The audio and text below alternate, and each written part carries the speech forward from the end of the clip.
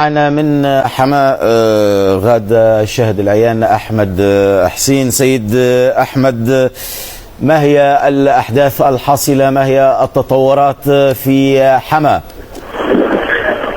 السلام عليكم. كاشف المجازر بحماة.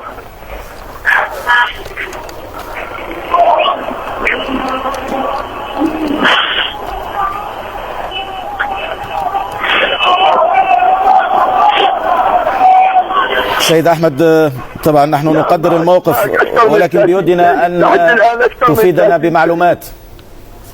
أكثر من 30 شهيد لحد الآن، إصابات بالمئات، بمشفى واحد في 250 مصاب على الأقل. يعني أنت كنت بالمستشفى وشاهدت بعينك؟ فتحوا النار على مظاهرات سلمية داخل، والله العظيم سلمية كانت نازلة، أكثر من 100,000 كان نازل. ما استوعبوا نظام حقير، نظام ما استوعب ليش حماة إلا ما بدها إياه. ما أطلقوا قنابل غازية، فتحوا النار مباشرة على الناس. واحد من المشاكل كل 5 دقايق بيوصل يا اما شهيد او مصاب، يا اما شهيد او مصاب. يا سيد أحمد، عفوا، يعني حتى نتبين الحقيقة أكثر، أنت أين توجد الآن بالتحديد؟ أنا هلا قدام مشفى الحوراني. طيب، أنت أمام مشفى الحوراني؟ نعم. وكنت داخل المشفى؟ نعم. طيب، هل شاهدت بأم عينك جثث القتلى والمصابين؟ نعم، ومعي أنا لحد الآن قدرت أوصل ل8 أسماء. هدول اللي قدرتهم، في منهم مكتوب عليهم مجهول. المصابين ما بمحلات، حتى المصابين عم يحطوهم بالأرض. حتى المصابين بالأرض، في نقص بالدم، العالم قدام المشفى عم تصيح على دم. يعني كم عددت من جثة مثلا؟ أنا اللي عديتهم، اللي طلعوا من المشفى واللي لمحته جوات المشفى، طلعوا من المشفى قدامي 10 اللي طلعوا من المشفى قدامي. وكلهم يعني مصابون بالرصاص؟ نعم، شهداء مستشهدون هدول. أنا عم أحكي عن شهداء هدول اللي شفتهم. يعني جوا بالأراضي. يعني نريد أن نتأكد فقط بعد إذنك، أعلم أنك في وضع غير مريح تماما، ولكن بالنسبة لعدد القتلى، يعني حسب تأكيداتك الشخصية الناتجة عن مشاهداتك. أنا اتصلت مع أحد الأطباء جوا بالمشفى، في مشفى الحوراني، بعد ما كان طالع حوالي 8 شهداء. بعد ما طلعوا 8 شهداء اتصلت معه، هذا الحكي من حوالي نص ساعة. قال لي يا أخي عندي جوا بالمشفى 18 شهيد. 18 شهيد، وكانوا طالعين 8. من وقت ما حكيت معه لحد الآن دخل على المشفى شهيدين قبل ما يدخلوا فارقين الحياة. يعني وكل هذا حصل بسرعة في المظاهرة؟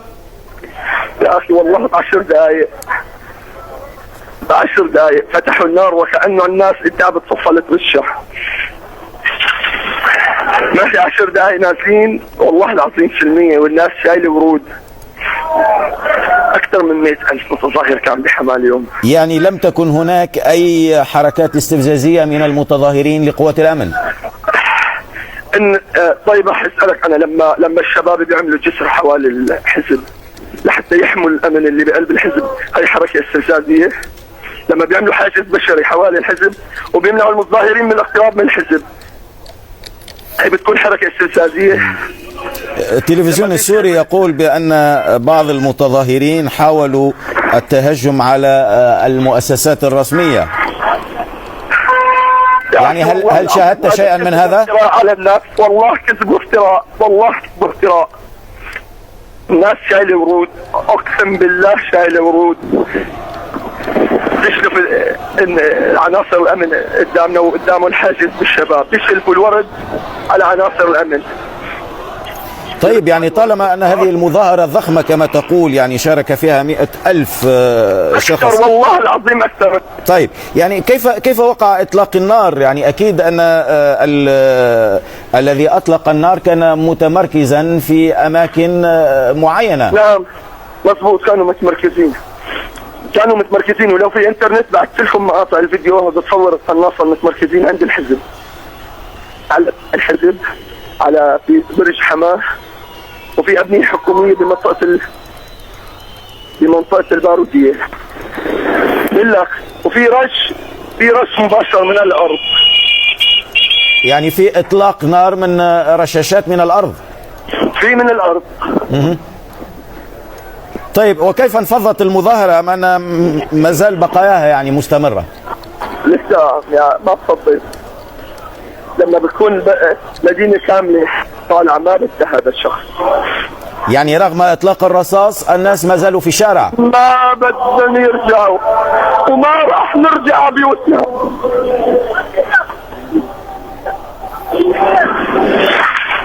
ما راح نرجع. يعني نلاحظ أنك متأثر جدا سيد أحمد، يعني أسأل إن كنت فقدت قريبا أو صديقا اليوم في هذه المظاهرة؟ أي إنسان عنده علب أو درة شرف بيشوف اللي عم شوفه أنا بدي أتأثر. بس نظام ما في شرف. يا سيد أحمد، يعني أريد أن أسأل من يحمل القتلى الذين يسقطون والمصابين، من يحملهم إلى المستشفى؟ يا أخي لك هلا في بمنطقة الحاضر الصغير في جثث ما قدرانين العالم، في مصابين ما قدرانين الناس يشيلوها، لأنه ما في زخر صوت. لما بيهدى الزخ وبينتقل لمنطقة ثانية بتهجم الناس على اللي بالأراضي بتشيلهم وبتنقلهم. هذا اللي عم بيصير. اول ما بداوا يزخروا الرصاص، لما كانت الكتله كبيره، الناس لما رجعت من زخر الرصاص ظل بالارض اكثر من 40-50 شخص، 3/4 هن اللي سحبوهم من وين ما بنعرف. يعني بالنسبه للمتظاهرين، هل هم من فئه الشباب ام من فئات عمريه مختلفه؟ يا أخي لما بقول لك أنا مدينة سكانها 700,000، طلع منا اليوم أكثر من 130-140,000. يعني معقول طالعين الأطفال؟ والله العظيم في أطباء ومهندسين وشيوخ من كافة الشرائح والأعمار والطبقات الاجتماعية. يعني أصلا كيف انطلقت هذه المظاهرات؟ يعني عادة كيف يقع التنسيق أو إعطاء ربما الكلمة الأولى ليخرج الناس إلى الشارع؟ يا أخي الناس أخذ قرار بكل حما وبكل سوريا، أخذ قرار. نحن بعد صلاة الجمعة صرنا 3 أشهر بعد صلاة الجمعة بكل أغلب الجوامع بتطلع. اليوم صرت تماما أغلب جوامع حما طلعت تطلع عفوية، مظاهرات عفوية. يعني ليس هناك أي تأطير أو قيادة لهذه المظاهرات؟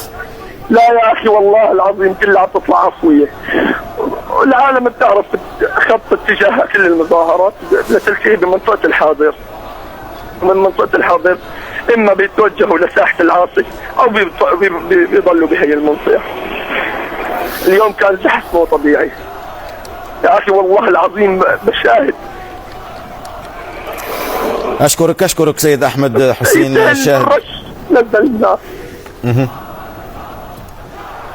أشكرك أحمد حسين شاهد العيان من حما، شكرا جزيلا لك.